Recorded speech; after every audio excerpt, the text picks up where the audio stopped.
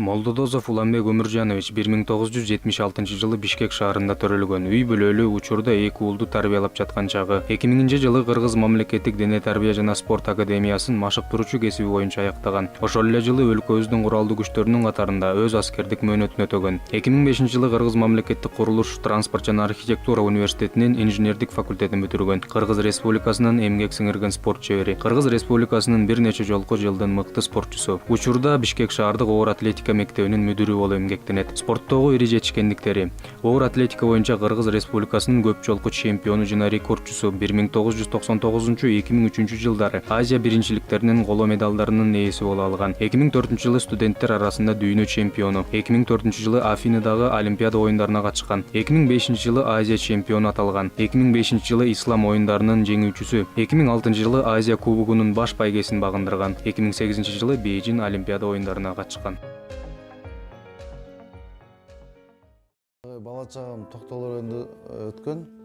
Багы билесиздер да, илгери багы 90-жылдары аябай пропаганда болчу, здоровое образование деп. Ошондон ар бир мектепчи окуучу спортко катыш керек, бир кружокко. Бир кезде багы менин атамдын энизи бар, Эсен Майназаров деген. Ошо армиядан келип, ошо Токтол районуна келип, багы оор атлетика секцияны ачам деп калды. Анан ачам дегенде багы билесиздер да, айыл жергеси көп түшүнбөйт мындай спортторду. Общий жана массалык спортторду аябай билет. Жана футбол, волейбол деген, мына оор атлетика бул деген өзгөчө специфический вид спорт деп коет да муну. Бул научный спорттун түрүнө кирет да. Анан зал ачам деп калып, ошо залды ачып, инвентарлардын баарын толтуруп, анан багы айтып калды. Улан болду, оор атлетикага катышып көрүш керек депчи. Мен айтпайм, жашпыз да, жүрдөзө кызыктырса эле барып кете берчик да ошондой болуп. Анан эми мен ал эле багы оор атлетикага киргизип койгон жок. Ушинтип мени алып жүрдү да, агайчы. Жүр барабыз, тазалайбыз деп, штанганы көрөбүз, анан мону кылып көрчү деп штанганы түрттүрөт. Анда 6-7 класста бала болчумун. Анан ошонтип бара багы баланы көндүрдү да, агайчы. Анан ыкмазын багы оор атлетчинин баласы болгондон кийин ыкмазын билчимин мен өзүмчү. Анан туура көтөрүп, уже жарым жылдан кийин мен уже Бишкекте боло турган жанагы жаштардын, өспүрүмдөрдүн арасында мелдештерге уже келип баштадым да. Азыр биз Токтол районунда оор атлетика залында, корозунда отурабыз, оор атлетика залында. Мен ушу 89-жылдан баштап, ушу кичинекей чагымдан баштап ушектен машыгып келгем. Эми бул зал айыл жергесинде жакшы деп залдардан эсептелет. Бияка азыркы күндө олимпиадалык оюндарга жолдомо алган жигиттерибиз машыгып атат. Өзүм ушу 2 жолу олимпиадага катышканда ушу залга да машыгып кеткем да.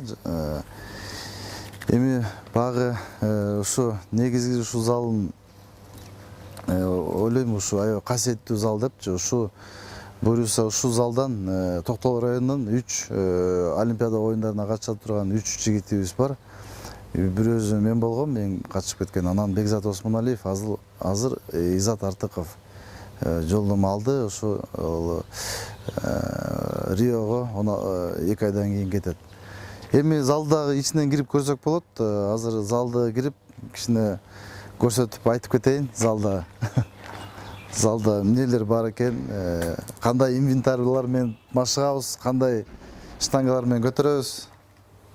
Ушу залда мына бул деген бул залдын холу деп коет, бияк ОФП кылабыз.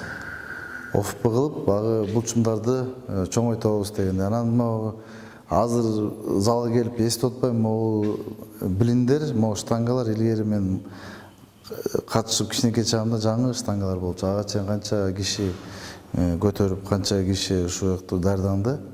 Мен ушу залда ойлойм, токтолуктар эмес, бүткүл кыргызстандыктар машык болуш керек. Бектен деген мына ушу бир токтолуктардын бир аурасы бар да, ошол жерге келгенде күчтөнөт. Ошондуктан мына дискаларды карабайсызбы? Бул дискалар өмүр бойлук дискалар, бирок көп машыкканда ушинтип айрылып тытылат да. Ошондуктан мына көрүнүп турат. Тил жакта дагы мен машып жүргөндө дискалар дагы тытылып калыптыр, уже жарабай калыптыр. Ошондуктан мына ушул залда көп чемпиондор чыккан. Даже эскиргенде момундай жанагындай киргенде плотно кириш керек да штангачы. Даже ошентип жерге чите берип, мында бошоп дагы калыптыр да штангачы, жешилип.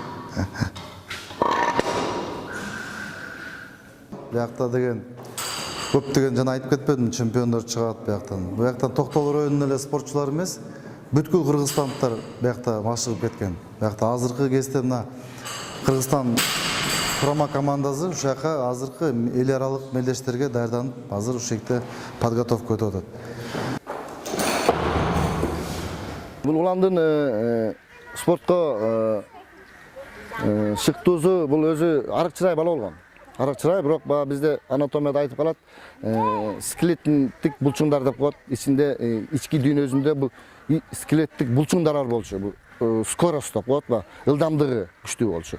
Дене тарбия мугалими сураганда бул 100 метрге ушундай убакытка келет дегенде, бул татыктуу болуп чыккан. Жана ордунан секиргенде класстан биринчи болуп секирип, жана бизде ар бир класста лидер балдар болот. Ошо лидер жагынан дагы бул класстын алдыңкылары болуп жүргөн ушу сабагынан болбосо дагы мына кыймыл жөндөмү менен ошо аркылуу бир тандалган балдардын арасына кирет.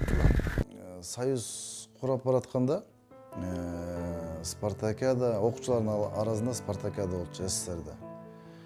Ошол жака курама командасына Кыргызстанга кириш, 10 баланын арасына кириш үчүн 50 бала машыкканбыз да.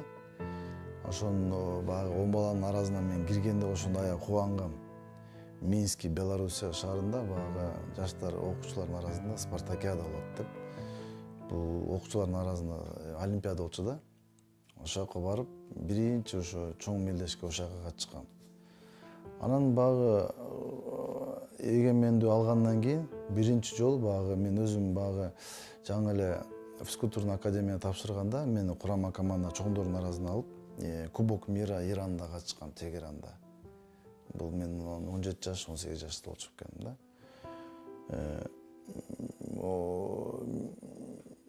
Мен ошондо билем, ошо Кубок мирага барганда эми чоң вестерге салбай эле менин жөн эле баягы эмне Кубок мира деген эмне экен, атаандаштар, мировой атаандаштар ушундай экен деп чакан эле кичинекей эле вестерге көтөрүп, бирок бир 7-8 место алгам, жакшы ийгиликке жетишкен, бирок мен ошол жака аябай таң калгам да, ошо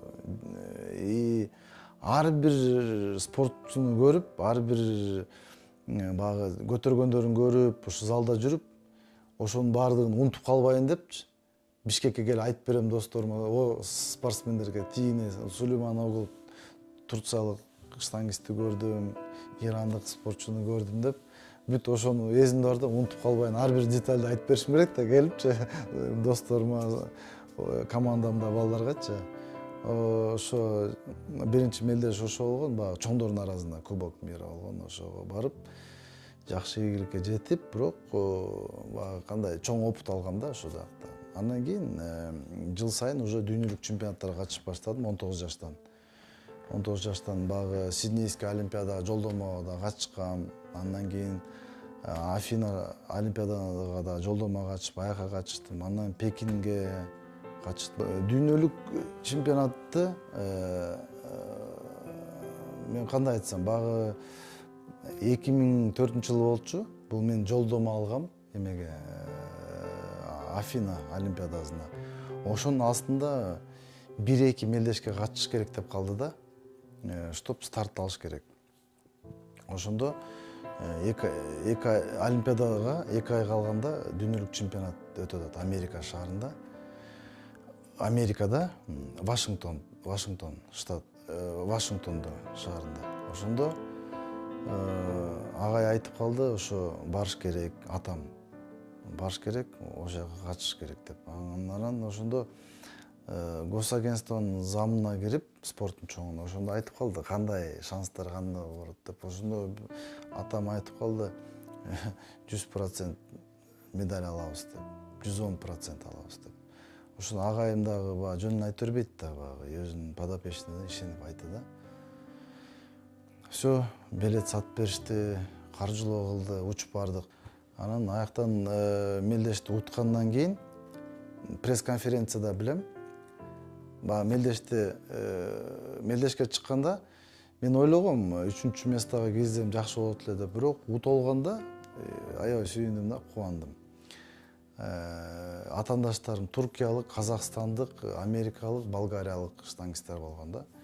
Ошолорду уткандан кийин баягы кыргыз биздин гимн ойногондо америкалыктарды тургузуп, уктуруп, анан бүткөндөн кийин баягы пресс-конференция чакырып, пресс-конференцияда да айтып калды, ушу алыс жактан келип бирсең, анан айтып берчи ушу деп айтканда журналисттер. Мен айттым, эми оор атлетика деген бир силердей эле баскетболдой эле өнүккөн вид спорт бизде депчи, оор атлетика.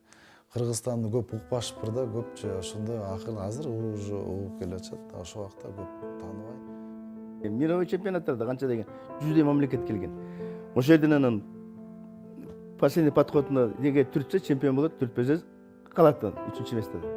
Анан ошол заказ берген безин көтөрүп, анан чемпион болот атпайбы? Чемпион мира, анан чемпион эми өзүңдүн воспитаниең чемпион мира болуп турганда, как өзүң балаңдай эле сүйүнөсүң да. А тут өзүңдүн балаң тем более. А там вообще сиздер вопрос бергендей ушунчалык сүйүнөсүң, когда учениең ушундай кыргыздын желегин мировой масштабта, тем более Америкада көтөрүп атса, кыргыздын желеги көтөрүлүп атат, ким ойноп кыргыздын желеги. И воспитанник Червотеческой школы Кыргызстана пьедесталда турат, Улан Молдодос.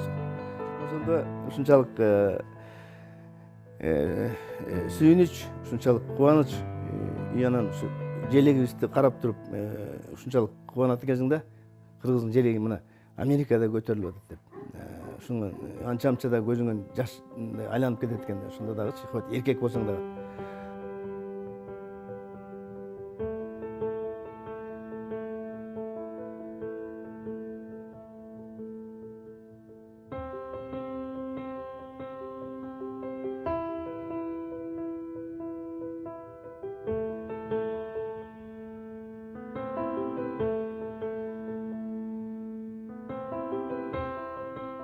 Уландын эмгечкил жагын мен абдан сыйлайм.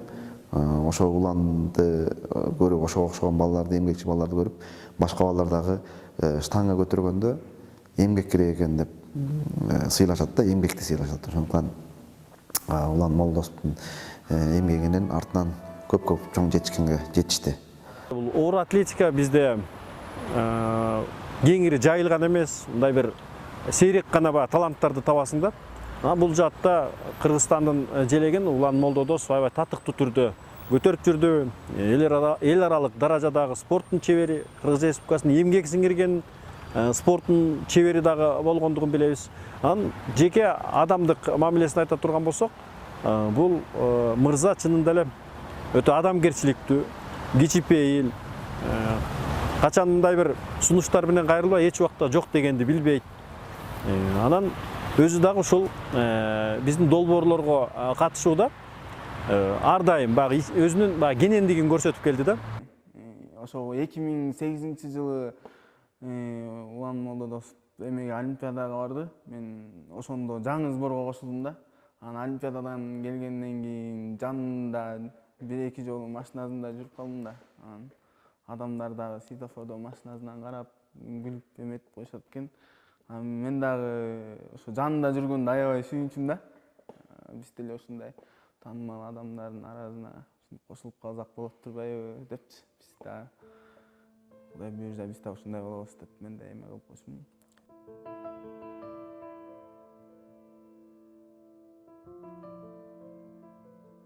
2009-жылы чыдадым. 2009-жылы. Бирок дагы бир жыл кичине машыгайын дедим, бирок машыгайын деп залга келсем, баягы эми уже желанияң болсо дагы өзүң организм уже сдавать этип калат экен да. Эртең менен нагрузка чыдабайт экенсиң, эртең менен зарядка тура албай, аппетит жок, уже мурун 2 саат уктап эле кайта машык чык да.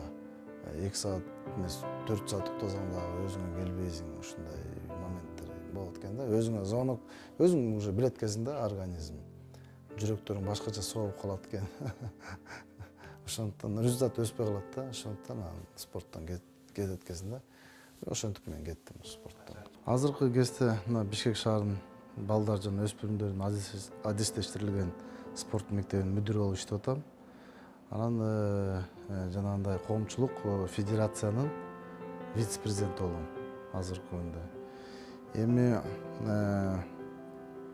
жаш өспүрүмдөрдүн арасында спорт мектептин максаты баягы жаш балдарды спортко тартуу, андан кийин баягы ушунун арасынан бир жакшы чемпиондор чыккан дегендей ушундай максат менен иштеп атабыз да. А федерацияда биз деген жанагындай олимпиадалык оюндарына жанагындай өнүгүү максаты менен иштеп атабыз.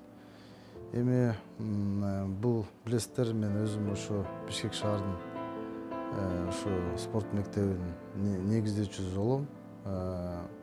2010-жылы ачылган, ушу биринчи тарыхта биринчи жолу ачылган, ушунун биринчи мен мүдүрүмүн биринчи. Мен ойлойм, жетишкендиктер дагы калды да. Быйылкы жылы олимпиадалык оюндар деп коет. Ошо олимпиада оюндарына ошо биздин Кыргызстан курама команда бир жолдомо алып, анан Азия чемпиону деген наам алган да, бир жигитибиз. Азыркы кезде ошо олимпиада оюндарына чоң даярдануу кылып атабыз азыр.